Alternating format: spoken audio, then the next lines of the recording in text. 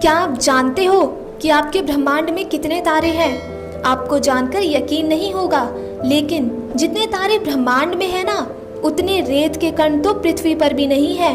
Big bang से निकले इस यूनिवर्स ने 1380 करोड़ साल की यात्रा पूरी कर ली है।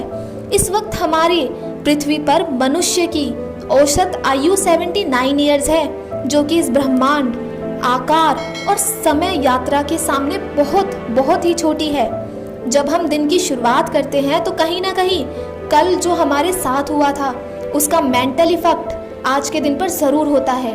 कल का दिन बेकार हुआ था कि अच्छा हुआ था, इसके आधार पर हम सुबह सुबह आज का दिन कैसा होगा पहले ही सोच लेते हैं।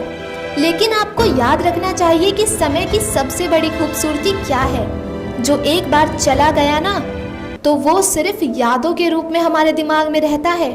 अब आप में से कई लोग बोलोगे कि हम अपने बीते टाइम की वजह से आज के वक्त में ठीक से काम नहीं कर पा रहे हैं। ये मेरे नज़रिए से बिल्कुल गलत है। हम बीते हुए समय की वजह से नहीं, बल्कि बीते हुए वक्त में हमने जो काम किए थे उसके परिणाम भोग रहे हैं। और अगर आज का ये वक्त किसी बुरे काम में लगा दिया या इसका ठीक से इस्तेमाल नहीं किया, तो आने वाले टाइम में यही आपके कर्म आपके सामने दीवार बनकर खड़े हो जाएंगे। एल्बर्ट आइंस्टाइन ने अपनी थ्योरी ऑफ रिलेटिविटी में कहा था कि समय एक चाल से नहीं चलता। ब्रह्मांड में कुछ ऐसी जगहें हैं जहां पर जाकर समय का भी कोई मतलब नहीं रह जाता, उसका भी अस्तित्व खत्म हो जाता है या उसकी चाल भी बदल जाती है। जैसा कि आप सभी ने ब्लैक होल के बारे में तो सुना ही होगा, जहां पर जाकर समय और प्रकाश का भी अंत हो जाता है। सेम थ्योरी ऑफ रिलेटिविटी हमारे डेली लाइफ में भी अप्लाई होती है। आपने नोटिस किया होगा कि जब हम दुखी होते हैं तो समय मानो रुक सा जाता है, और जब हम खुश होते हैं तो समय मानो दौड़ने लगता है और वक्त का पता ही नहीं चलता। और इसी तरह से आप अपने इमोशन की वजह से आज समय की चाल से छेड़छाड़ करोगे तो सेम ब्लैक होल वाला हाल आपका भी हो जाएगा, क्योंकि आपने अपने दुखों को दिल से लगाओगे तो वहाँ से कभी आगे नहीं बढ़ पाओगे। और अगर बहुत ज़्यादा खुश रहोगे तो कब तक रहोगे? एक दिन उसका भी अंत होगा और फिर से दुख शुरू होगा। इस चक्कर से बाहर निकलना है। एक इमोशनल मेंटल स्टेट होनी चाहिए जब आप दिन की शुरुआत कर रहे हो। कल क्या हुआ था या कल क्या होगा, ये थॉट्स दिमाग में आना नॉर्मल सी बात है। लेकिन मेरा यकीन मानो, आपका पास्ट या फ्यूचर आपका ना तो कुछ बिगाड़ सकता है और ना ही आपका कुछ बना सकता है।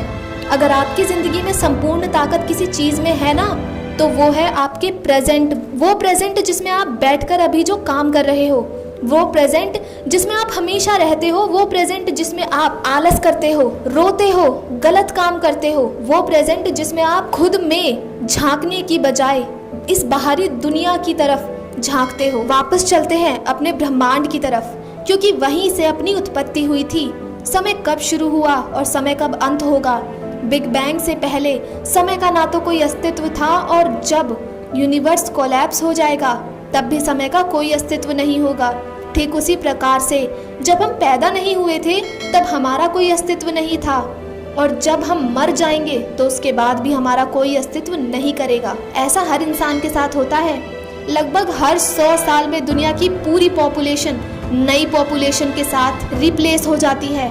सबका टर्न आता है और चला जाता है, और जिसको कुछ करना होता है ना, वो हमेशा प्रेजेंट में रहकर ही करके चला जाता है, आज और इसी वक्त में ही करके चला जाता है। ये लाइफ एक भ्रम है या एक सच्चाई है, इसका तो पता नहीं, लेकिन दोनों ही ऑप्शन में हमारे पास जीने का एक ही समय है, वर्तमान। इसी वर्तमान में ताजमहल बनाया गया था, लाल किला बनाया गया था, महाभारत का युद्ध लड़ा गया था। इंसानियत के हर बड़े से बड़े काम इसी वर्तमान में हुए थे। अगर आपने इतिहास को किसी यादगार लम्हे में बदलना चाहते हो ना, तो प्रेजेंट में जीना सीखो। आज के वक्त में सबसे ज़रूरी चीज़ यही है कि हम अपने हर तरह से वर्तमान में दिन प्रतिदिन, हफ्ते दर हफ्ते, महीने दर महीने और साल दर साल अपना बेस्ट करने की कोशिश करें। आपको उसमें दुनिया को बदलने की ताकत है, और आप तो इस दुनिया का एक छोटा सा हिस्सा हो। ये पृथ्वी हमारी गैलेक्सी के सामने और हमारी गैलेक्सी इस यूनिवर्स के सामने कण के बराबर है। इसलिए अपने मन पर ज्यादा बोझ ना लो। चीजें जैसी चल रही हैं और जब तक चल रही हैं उनको चलने दो।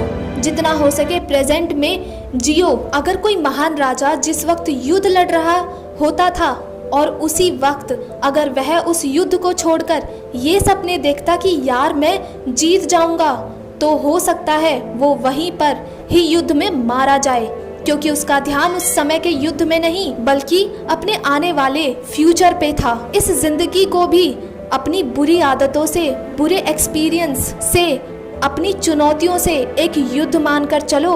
और इस युद्ध में आपका एक छोटा सा और एक बड़ा ही प्यारा सा हथियार है, स्माइल यानी मुस्कुराहट। हर चीज को, हर लम्हे को गले को लगाकर हंसते रहते हुए लाइफ में आगे बढ़ जाओ। अपने प्रेजेंट पे ध्यान देते जाओ। तो उठो आज और इसी वक्त, इस वक्त की कीमत पहचाने। आज इसी वक्त कुछ ऐसा करें कि उससे हमारे फ्यूचर का आधारशिला अपने आप रखी जाए। अब पास्ट और फ्यूचर में कंफ्यूज करने की आवश्यकता नहीं है। जरूरत है सिर्फ वर्तमान में मेहनत करने की।